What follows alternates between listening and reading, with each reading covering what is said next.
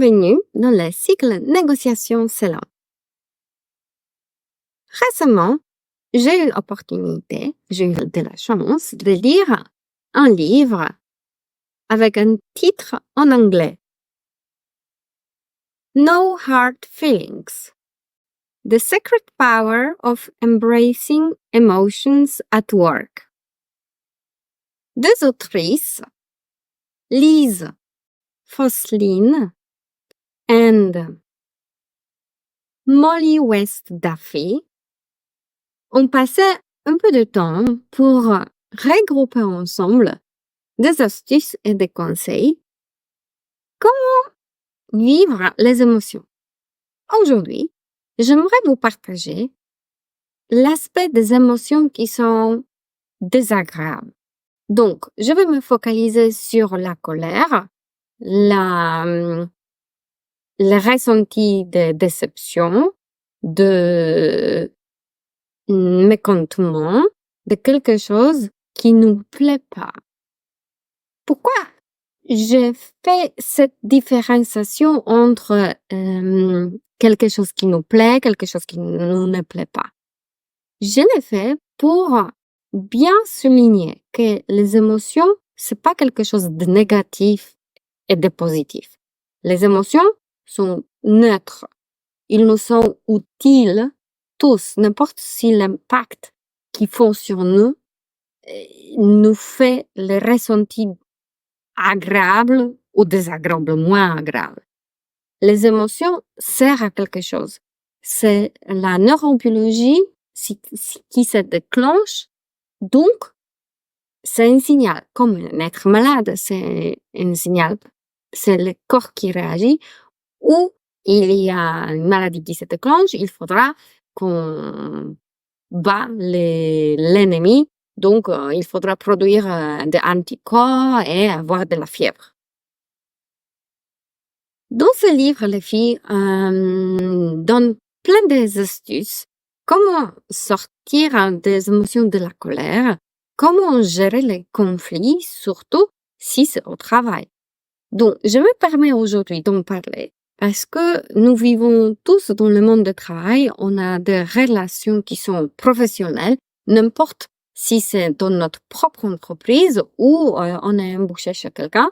Il y a toujours la situation de travailler avec quelqu'un, soit avec des collègues, soit avec des gens qui font coéquipiers, qui nous livrent, qui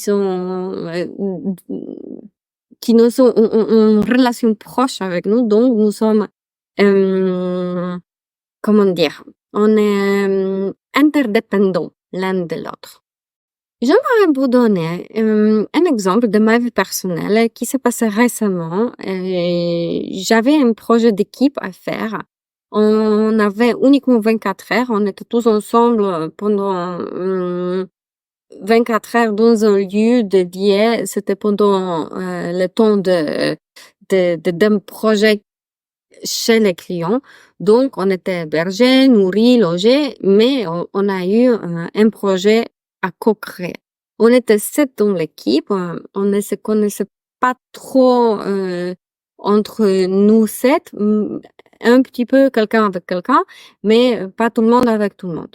Donc, c'était assez chargé comme projet pour, premièrement, réussir en 24 heures à obtenir le résultat tangible et deuxièmement, devant les clients, et garder la face qu'on est quand même professionnel, on est venu ici avec nos compétences. Donc, chacun peut apporter le mieux ce qu'il y a en lui, en elle. J'utilise cet exemple parce que, comme vous pouvez soupçonner, ça s'est pas trop bien passé. Imaginez qu'il y avait une fille qui s'appelait Fabienne, et il y avait une autre qui s'appelait Anne, et il y avait Maria, donc moi. Parmi les 7 personnes, il y avait ces 3 personnages, ces 3 personnes dont je parlerai pour vous donner l'exemple de comment c'était de vivre la situation à chaud. Donc, la journée commence. Notre patron, il nous dit, voilà, mes attentes, j'aimerais recevoir dans 24 heures pendant cet événement-là. Et il faudra que vous présentez un projet abouti et votre tâche, ce sera de travailler en équipe pour que tout soit prêt. Et donc, grâce à vos ressources différentes qui vous êtes, de quelle est votre profession, vous pouvez apporter le mieux. Moi, j'ai compris que ça sera pas évident parce qu'entre nous 7, on est tous auto-entrepreneurs, donc on aimerait bien réussir le mieux et montrer qu'on est capable d'être fort, d'être un leader autonome et très pile poil au niveau de exécution des tâches. Donc, je me suis dit, je veux voir comment ça va se passer. Je sais pourquoi moi je suis venue, donc je ferai ma part. Et cependant, il y avait Fabienne. Et Fabienne, à part d'être focus sur la tâche elle-même et l'objectif final, elle a commencé d'être leader d'une équipe de 7. Elle a commencé à prendre la décision aussi dans les tâches qui n'étaient pas dans le ressort de Fabien. Moi, ça commençait à me perturber parce que ce n'était pas prévu comme ça. On n'était pas censé de chercher un leader formel, informel d'une équipe de 7, d'équipe projet. J'aurais préféré que chacun fait une contribution et finalement, pour moi, c'était aussi important comment nous pouvons s'intégrer entre nous et passer 24 heures ensemble. Donc, la journée de travail ensemble pour pouvoir mieux vivre ensemble, s'intégrer, peut-être mettre en lien et coopérer aussi dans le futur, pas uniquement pendant ces projets ponctuels. Donc, j'observe cela, mais après, il y avait une pause de repas. J'ai rien dit. On s'est divisé. Chacun est parti dans son espace pour préparer ce qui était à faire pour lui-même. Je rumine, je pense comment faire, comment procéder pendant notre prochain rendez-vous ensemble et atelier de travail. Et je me suis dit, bon, je vais discuter peut-être avec Fabienne one-to-one et je vais lui dire ce que j'en pense et comment je suppose que ça sera le mieux, comment est censé, selon moi, de procéder. Et effectivement, avant qu'on commence à travailler ensemble, je suis allée la voir, je lui ai dit, écoute, je me sens mal à l'aise de t'en parler parce que je ne suis pas légitime, je ne suis pas un autre patron. Cependant, moi, personnellement, je perçois que, il y a des décisions qui sont prises par toi pour nous tous. Il n'y a pas tout le monde qui s'exprime, il n'y a pas égalité, il n'y a pas cet échange qui sera un peu plus aligné et cohérent entre nous tous. Donc, je propose de laisser un peu plus de place aussi pour les autres qui parlent un peu moins. Elle a répété, elle a fait une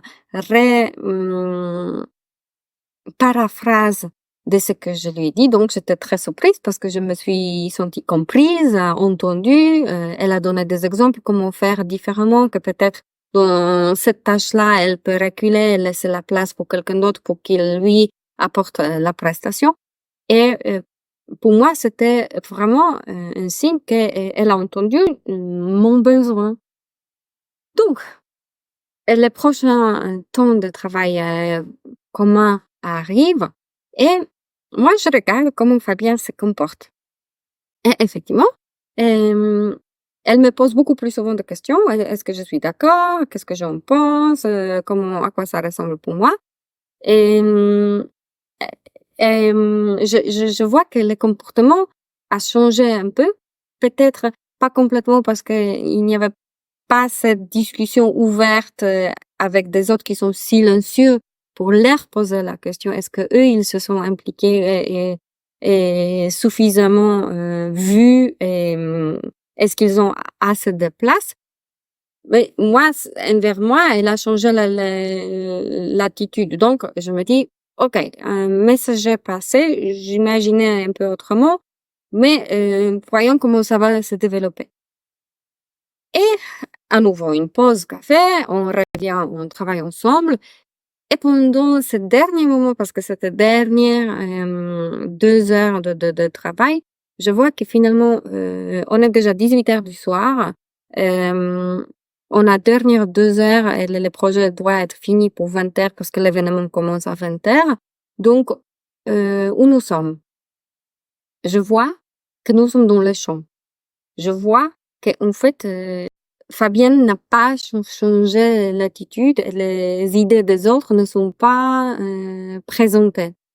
Et je vois qu'il y a le moment quand moi j'entends une question envers moi, est-ce que moi je suis d'accord, est-ce que je vais changer de choses?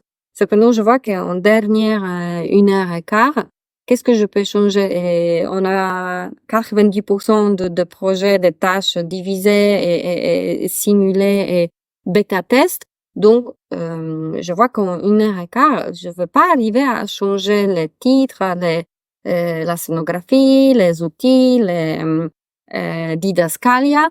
Donc, je commence à me poser la question, est-ce que je mets à table devant tout le monde la situation qui, depuis le début, me gêne un peu, ou je me calme parce qu'il nous reste 1 heure et quart et en fait, il fallait tout recommencer, on n'arriverait pas en 1 heure et quart.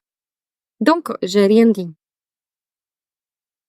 La soirée s'est bien passée et la présentation était OK, accueillie avec une grande applause. Le patron était content.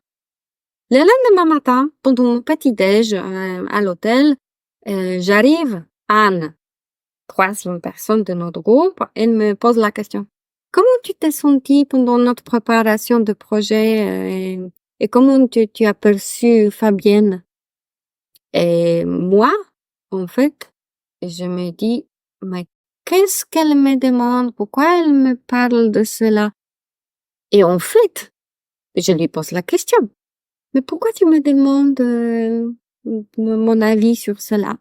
Elle dit, ah oui, tu sais, parce que moi, je me suis sentie un peu submergée, un peu envahie, je n'ai pas eu la place pour m'exprimer, donner mes idées, je ne me suis pas sentie un vrai membre d'équipe, il y avait une leader qui était informelle, donc je ne savais pas comment faire et je voulais entendre ton avis parce que j'ai vu que hier, tu as essayé de poser des questions, dire ton avis pendant notre travail. Donc, je voulais entendre ta perception des choses.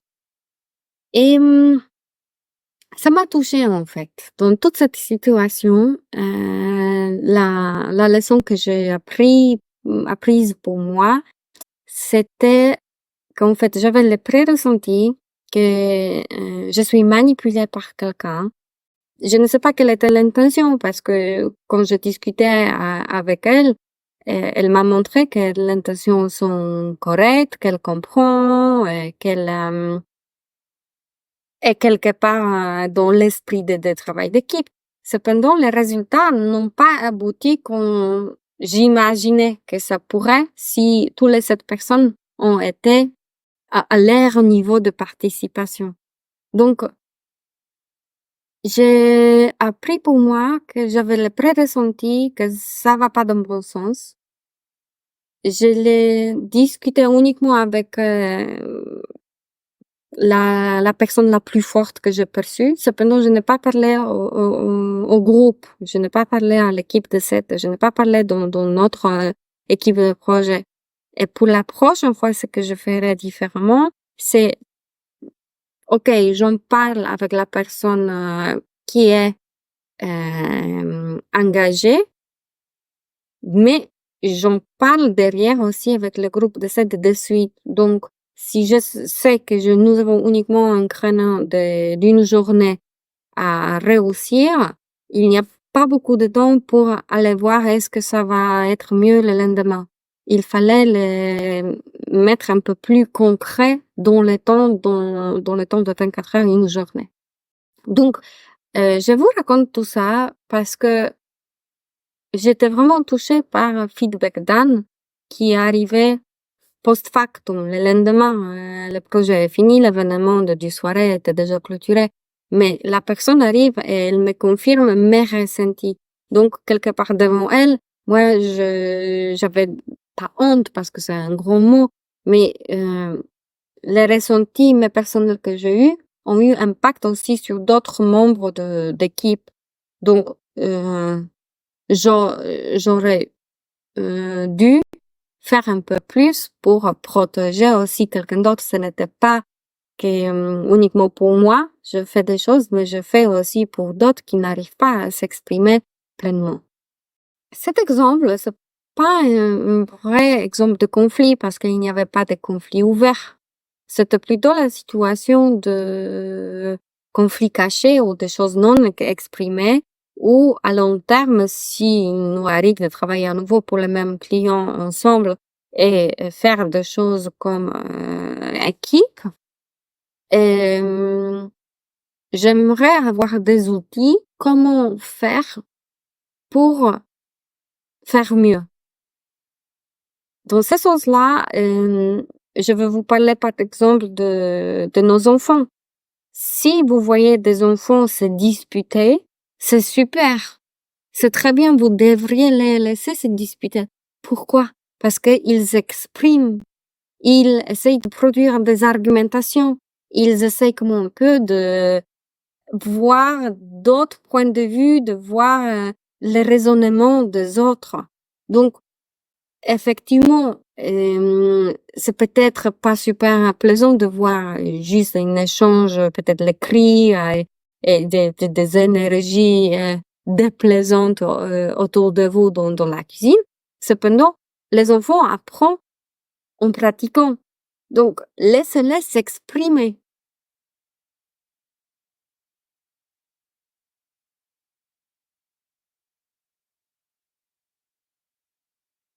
Psychologue italien Daniel Novara, il souligne dans ses travaux sur la gestion des conflits que les enfants doivent se disputer pour apprendre à coexister.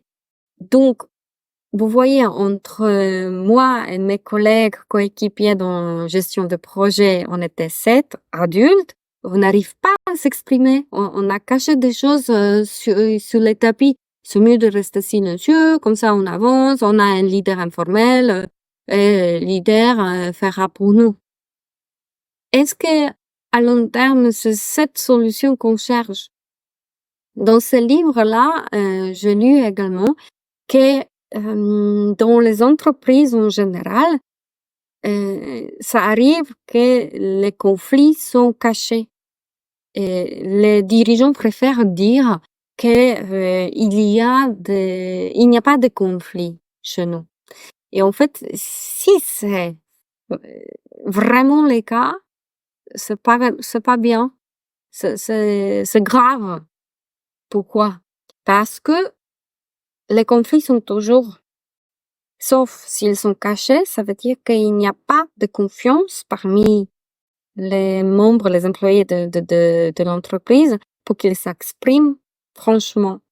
Donc, soit ils n'arrivent pas à contrarier la décision de la direction, soit ils ne veulent pas se battre, ils ne veulent pas se sentir critiqués par les autres, donc ils préfèrent rester silencieux. Et si on reste silencieux à long terme, ça nous enlève la possibilité de voir les solutions créatives. Ça nous enlève la possibilité de augmenter les valeurs de l'entreprise. Parce que c'est grâce aux points de vue différents qu'on grandit, qu'on peut construire, qu'on peut devenir différent. Si on reste focus sur nous-mêmes, les choses ne changeront pas.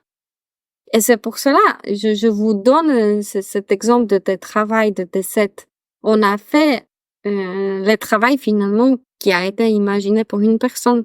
et pas pour cette personne-là. Les conflits sont inévitables. Pourquoi? Parce que nous vivons dans le monde qui change. Il y a soit les employés qui vont changer, nos collègues, soit les fournisseurs qui arriveront, il y aura un changement, il y aura une panne de livraison chez quelqu'un et il fallait se procurer de chez quelqu'un d'autre. Ça peut être que les tendances, les marchés, la situation globale changera. Donc, à cause de cela, on est censé de s'adapter. Et si on veut s'adapter, ça veut dire que l'état de choses actuel doit être changé. Si l'état de choses doit changer, on est obligé d'évoluer nous-mêmes. Si notre manager change, si la direction change, ça apporte des inconnus. Inconnus, les gens n'aiment pas parce que c'est sortir de sa zone de confort. Si il y a des éléments qui bougent, on risque d'être très proche d'un conflit, soit officiel, soit informel. Dans tout cela, j'aimerais maintenant qu'on passe à une étape comment gérer un conflit, comment exprimer les émotions qui sont bouillantes en nous pour pouvoir sortir plus grand, améliorer, sortir quelqu'un nouveau-né de la situation. Donc, première chose, écoute active. Je vous demande si vous êtes en colère, si vous êtes pas d'accord avec quelqu'un, première chose à faire, c'est écouter vraiment ce que la personne a à dire ou à présenter. Ça peut arriver que vous vous focalisez sur une seule chose et le champ est plus large. Donc, c'est votre responsabilité, ou la mienne dans ce cas-là, d'entendre vraiment la version de choses de cette personne. Dans mon exemple, je suis allée voir Fabienne et j'ai discuté avec elle face to face, on dit en anglais, tête à tête. Et je voulais lui poser la question, est-ce que toi, tu as entendu les mêmes messages que moi, de notre patron? Comment toi, tu vois les choses? Donc, je pris la personne de côté et je discutais vraiment franchement avec elle. Deuxième chose qu'il faudra prendre en compte, c'est l'empathie. Je ne demande pas de me mettre dans les chaussures et vivre comme cette personne-là, donc agir, donc penser, donc faire comme elle fait. Mais je demande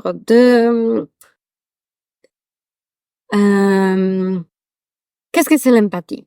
L'empathie, c'est empathos, souffrance à l'intérieur. L'intérieur de quelqu'un peut avoir de différentes émotions et les ressentir. Je ne demande pas de rentrer et de ressentir la même chose. Je demande d'être présent, d'être à côté. C'est l'approche avec beaucoup de la compassion, comme pathos, avec la souffrance. Mais c'est à côté, c'est comme et pas à l'intérieur. Donc, je demande de voir un être humain en face de toi, qui peut-être est aussi en colère. Donc, ça demande vraiment une approche humanitarienne et avec beaucoup de bienveillance, la cœur sur la main. Il faudra se dire que, OK, il y a des choses, on n'est pas d'accord sur quelque chose. Comment faire pour trouver un accord si on n'est pas d'accord? Si vous arrivez pendant cette discussion entre vous deux à vous dire que on est d'accord qu'on n'est pas d'accord sur le projet X, c'est déjà une première affirmation. On est capable à dire on est d'accord, de ne pas être d'accord sur. Et peut-être la discussion va se finir ici. Vous serez jamais d'accord, mais au moins il y a un pont qui est construit entre vous deux. OK, laissons-la faire. Peut-être on va demander quelqu'un d'autre d'extérieur de nous aider et il va décider à notre place parce que nous sommes d'accord de ne pas trouver la solution. De ne pas devoir trouver la solution.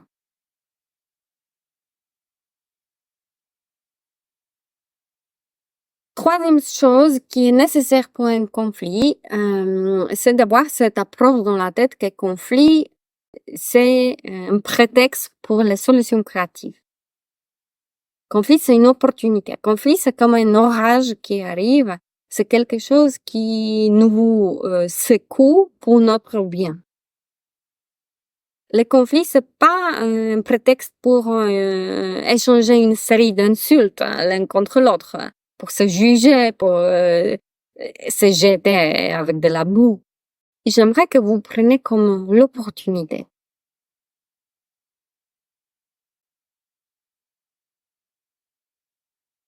Et ici, je vais utiliser un autre exemple, un paradoxe qui est écrit dans la psychologie comme paradoxe d'Albiline.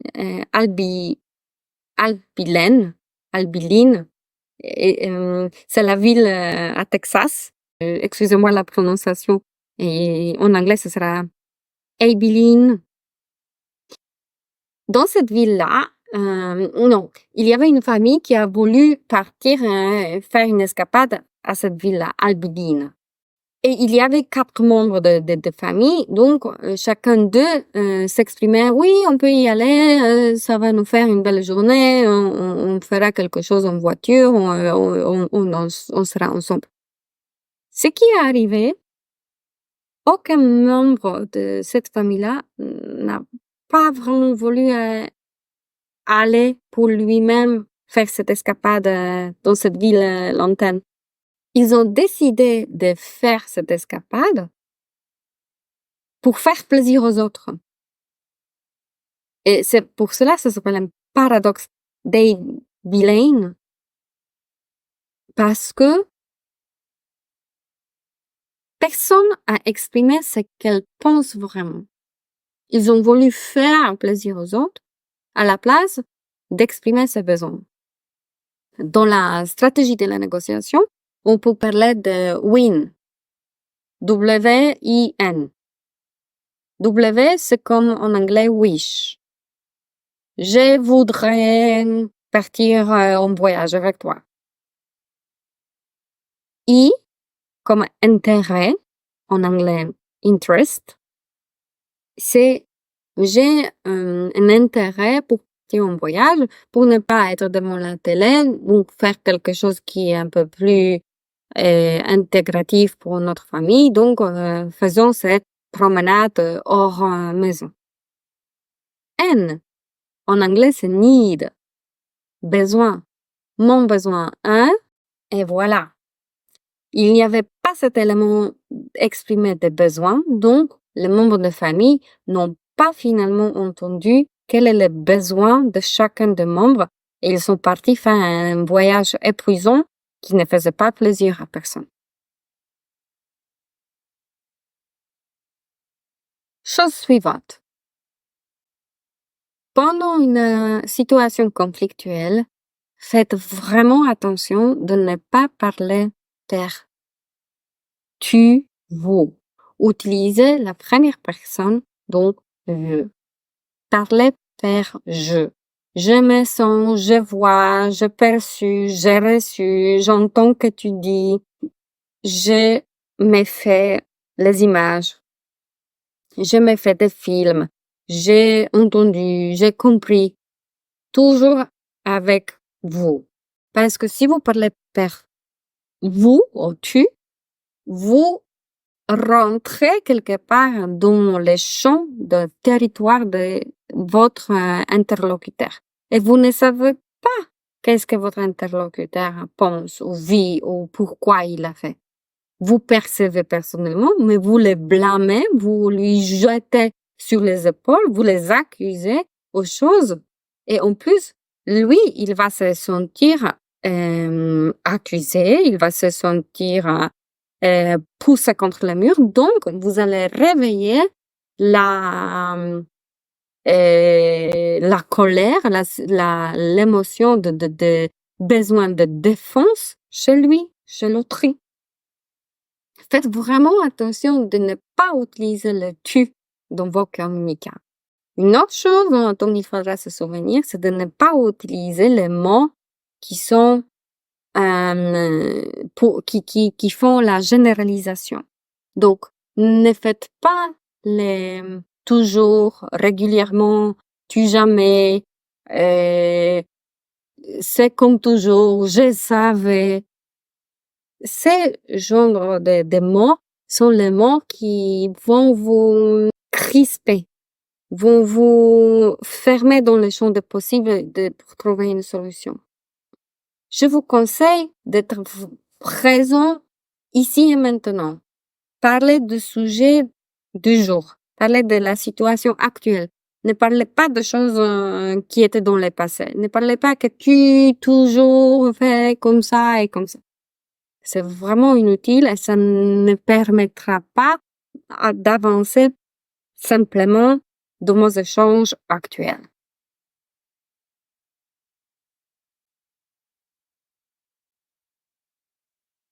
La conseil suivante, ce sera de se focaliser sur les problèmes et pas sur la personne. Donc, si moi j'ai eu le problème avec Fabienne, je ne parle pas, Fabienne, toi, tu es toujours désorganisée, tu prends la place, tu parles trop pour tout le monde. Je me suis focalisée sur la tâche à faire, sur notre projet à obtenir pour la fin de la journée. Je lui ai dit que, selon moi, il y a cela à faire. Comment obtenir ce qu'on est censé d'obtenir? Grâce à cela, je sors quelque part de cadre de jugement, d'interaction entre nous, entre les êtres humains. Je sors de cadre. Est-ce que moi je t'aime? Est-ce que c'est sympa de travailler avec toi? Est-ce que ça me plaît? Vraiment, c'est pas ça la personne avec qui je travaille qui est important. Ce qui était important dans cet exemple-là, c'était avoir un résultat tangible pour la soirée à venir, pour cet événement. Donc, si vous focalisez sur la tâche, ça sera beaucoup plus simple d'en discuter que parler d'une personne. Une autre chose, c'est d'essayer de trouver un terrain d'entente. C'est un terrain comme un dominateur commun, quelque chose où vous êtes tous les deux d'accord. Donc, comme moi avec Fabien, je lui ai dit, écoute, notre objectif, c'est ce soir 20h, et on est d'accord que pour avancer vite, il faudra faire quelque chose pas trop compliqué, assez structuré, et chacun devrait avoir sa responsabilité. Comme ça, on divise un peu les tâches qui sont à faire pour optimiser les énergies pour le temps qui reste. Si on est d'accord sur comment procéder, après oui, on est désaccord sur exactement quoi faire, mais l'objectif étant commun, ça nous a permis d'avancer.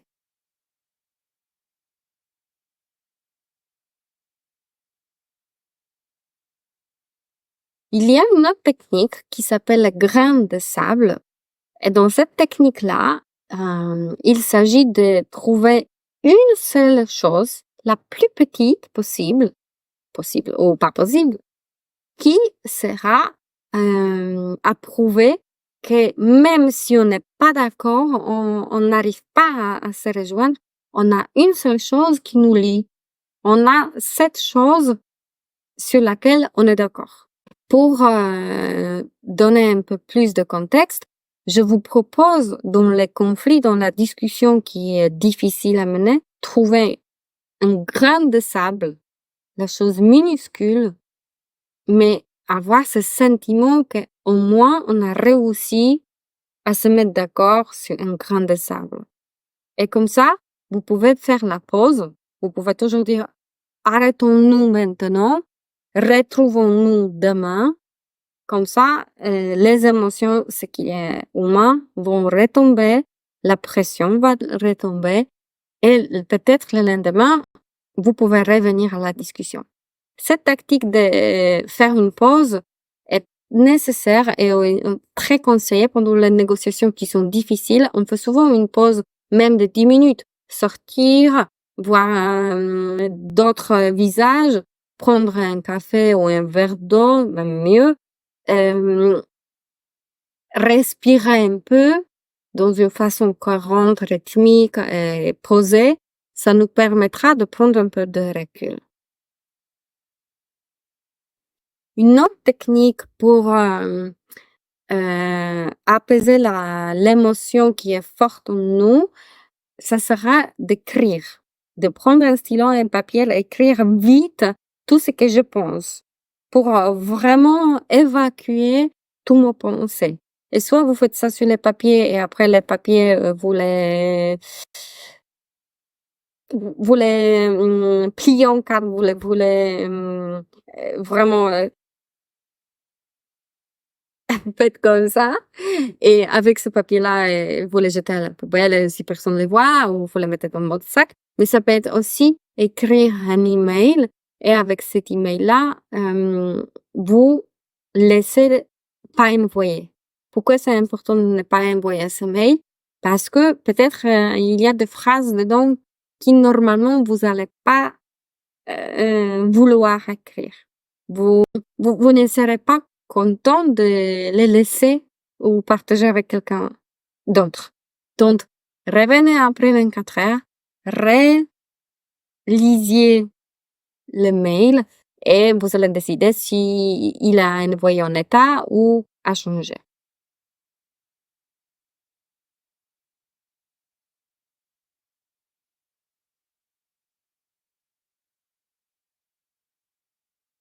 Il y a encore plein d'autres conseils que je pourrais lister ici, mais je fais une autre vidéo exprès sur les méthodes et tactiques de négociation qui sont dans l'autre livre sur le titre Ne coupez jamais la poire en deux de Chris Voss. Donc, avec cette vidéo-là, j'aimerais vous inviter à regarder l'autre vidéo de notre série Négociation selon. À bientôt!